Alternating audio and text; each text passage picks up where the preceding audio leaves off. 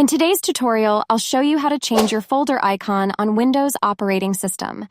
This enhances organization and personalization, making it easier to differentiate folders at a glance and locate important files quickly. Now to do this, simply right-click onto any folder you want to change. Select Properties.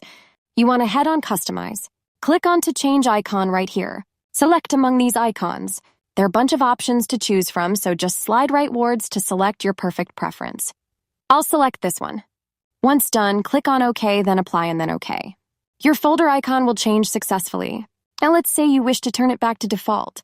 Still right-click and head to Properties. Head to Customize, then Change icon. Click on Restore Defaults.